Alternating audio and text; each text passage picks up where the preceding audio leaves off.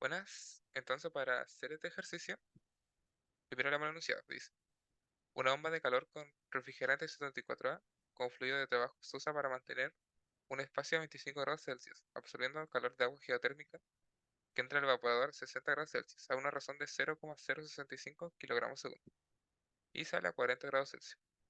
El refrigerante entra al vapor a 12 grados Celsius con una calidad de 15% y sale a la misma presión como vapor saturado. Si el compresor consume 1,6 kW de potencia, determinar el flujo máximo del refrigerante, la tasa de suministro de calor, el COP, y el consumo mínimo de potencia por el compresor para la misma tasa de suministro de calor. ¿Ya? Entonces, para hacer el inciso A, tenemos que sacar el flujo máximo. Si nos damos cuenta, aquí no tenemos ni velocidad ni área, así que esa fórmula en ningún momento básicamente no va a servir. Así que vayamos directamente a la que nos conviene, que es la de balance de energía. En este caso, bueno, en el caso anterior, mejor dicho, nosotros analizamos solo el compresor. Pero lo que pasa es que aquí no le tenemos el estado de salida del compresor. ¿Por qué? Porque aquí nos dice que el refrigerante entra al vapor, entra al evaporador y sale del evaporador. Pero en ningún momento nos dice sale del compresor. Entonces no tenemos cómo analizar la salida del compresor. Así que siguiendo esa misma lógica, vamos a ver el evaporador. Vamos a ver este sistema. Bueno, entonces, como siempre, disculpen, calor menos W va a ser igual a diferencia de entalpía, diferencia de energía cinética, más diferencia de energía potencial. Cinética y potencial se hacen cero, porque no tenemos altura ni velocidades, y el trabajo se hace cero. A pesar de que tengamos trabajo en el compresor, como ya vimos, estamos solo viendo el evaporador, y el evaporador no tiene trabajo.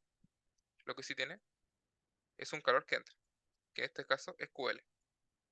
Y otro calor que sale, que está acá arriba, que es QH, pero eso ya es el condensador. Eso ya como que no nos importa mucho por ahora. Estamos solo analizando el evaporador. Entonces, tenemos aquí el calor, que va a ser QL. Tengo una P. Ahí sí. Y delta H, que va a ser el flujo máximo del refrigerante, entalpía 2 menos entalpía 1.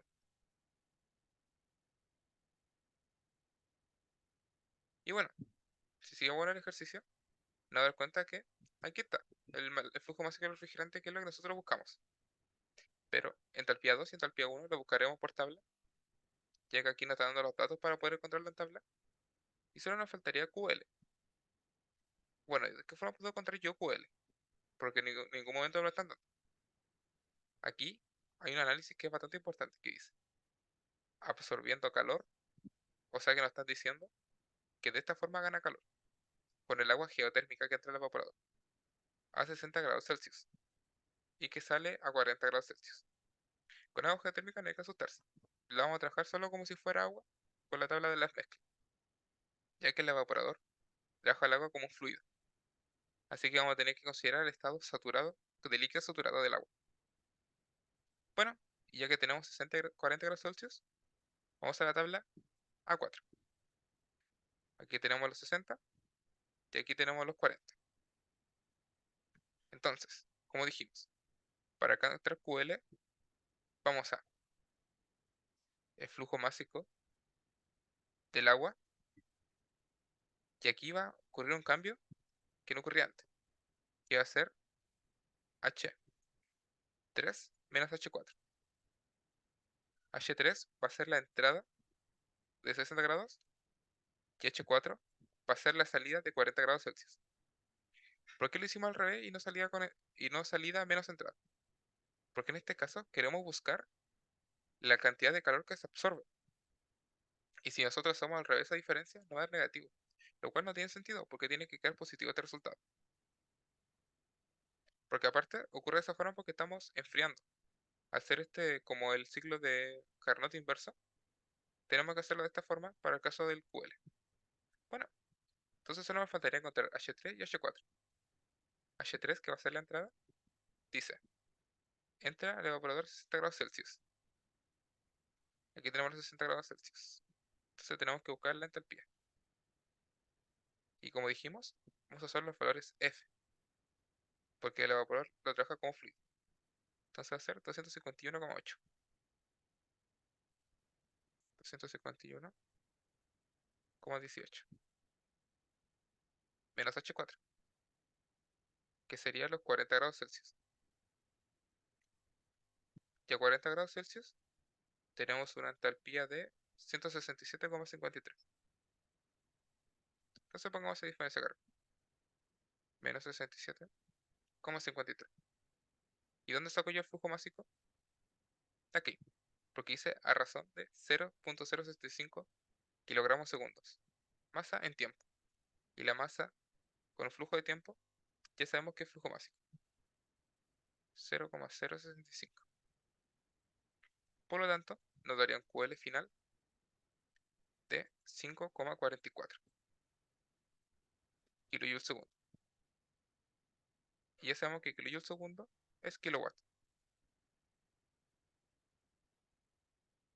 Y bueno, entonces solo tocaría despejar. 5,44 kilowatts pasa igual al flujo másico, diferencia de entalpías. Y eso tenemos que buscarlo.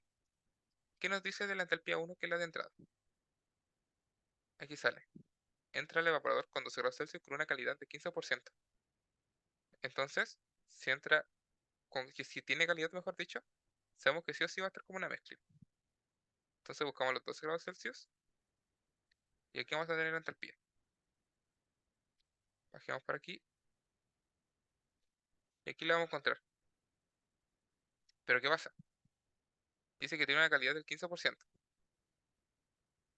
Entonces lo que vamos a tener que hacer nosotros es buscar su entalpía.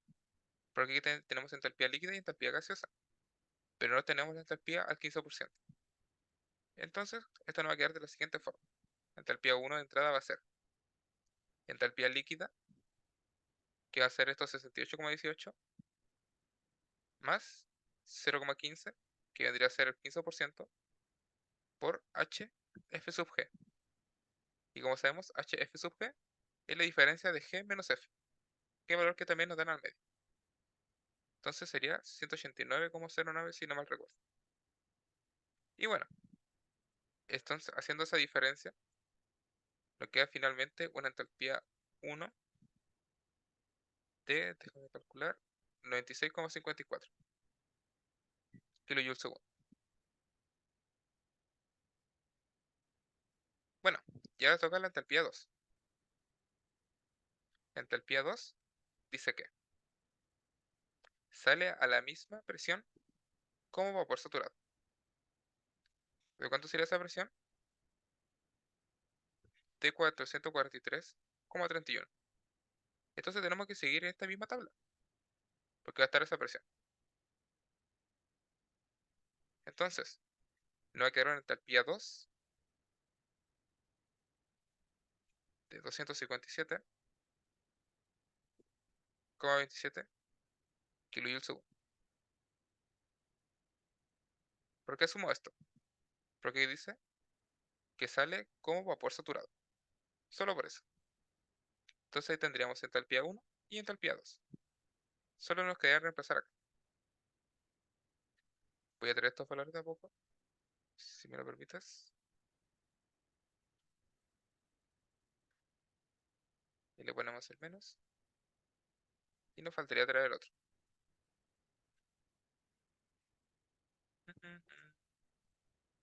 Aquí lo achicamos un poquito para que se vea mejor. Ahí está. Bueno, entonces todo esto solo pasaría dividiendo al otro lado. Masa del refrigerante va a ser igual a 5,44 dividido en esta diferencia, dándonos finalmente la masa del refrigerante 0,033 kilogramos partido en segundo,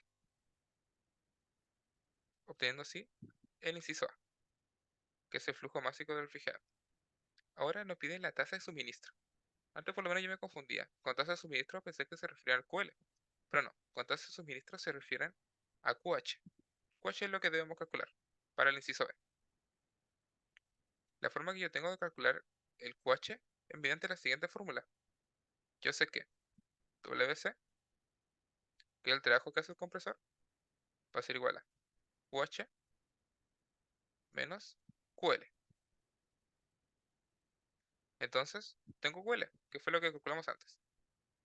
Nos faltaría solo sacar QH. WC más QL va a ser QH. WC es la potencia del compresor, que son los 1,6 kilowatts. Entonces va a ser 1,6 más los 5,44 que calculamos antes. Y eso nos va a dar la tasa de suministro de calor.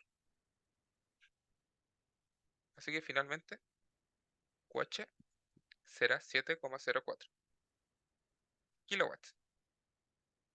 Y tendríamos respuesta la A y la B. Solo nos faltaría sacar la C, que nos piden el COP, que aquí le faltó poner al inciso que era el COP real. Pero lo hacemos acá mismo. COP real. El COP real tenemos una fórmula directa, la verdad, que es QH partido en el trabajo hecho por el compresor. Entonces si reemplazamos el 7,04 arriba y abajo el 1,6, nos da un COP real de 4,4. Y esto no tiene unidad de medida porque es adimensional. Y tendríamos respondido el inciso C. Ahora solo nos faltaría el D, que es el consumo mínimo de potencia por el compresor para la misma tasa de suministro de calor. Para hacer esto, vamos a como agarrarnos de una relación que que siempre se cumple en este caso, que es que el COP ideal, COP máximo, el COP reversible, va a ser igual a la misma tasa de suministro anterior, OH, partido en el trabajo mínimo. Bueno, y una vez hecho esto, nos faltaría calcular el COP reversible, porque QH ya lo tenemos, pero el trabajo mínimo no. Para sacar el COP reversible tenemos otra fórmula, que va a ser 1 partido en 1 menos TH partido en TL. Es distinto a la que iba anteriormente, porque esto es una bomba de calor. Ya. Entonces, nos queda 1 partido en 1 menos TH va a ser la temperatura más alta y TL la temperatura más baja, pero correspondiéndose al sistema, que en este caso serían los 25 grados Celsius y los 60 grados Celsius. Entonces sería 60 partido en... Ay, disculpa, 25 partido en 60. Aquí la fórmula al revés. Era TL partido en TH. Y la misma relación de antes. TL siendo la temperatura más baja y TH la más alta. Y tendríamos los 25 y los 60. Tendríamos entonces 25 partido en 60, pero eso también estaría como malo, porque hay que dejarlo en escala absoluta. Hay que dejarlo en Kelvin. Entonces tenemos que sumarle los 273,15. Y abajo también. 60 más 273,15. Finalmente, quedándonos un COP ideal de 9,51. Bueno, COP reversible. Y una vez obtenido este COP, ya podemos hacer este con el trabajo mínimo. Los 9,51 que acabamos de calcular va a ser igual a QH, que son los 7,04, partido en el trabajo mínimo. O sea, en la potencia mínima. Si pasamos hasta el otro lado y este pasa dividiendo, nos queda finalmente una potencia mínima de 0,74 watts, siendo este el mínimo trabajo que puede hacer nuestro sistema. Y con esto estaría hecho este ejercicio que se ve tan largo, que la verdad no está tan difícil, pero son fórmulas que hay que conocer. Lo difícil puede venir en el análisis como esta parte del QL. Pero bueno, eso sería el ejercicio por ahí.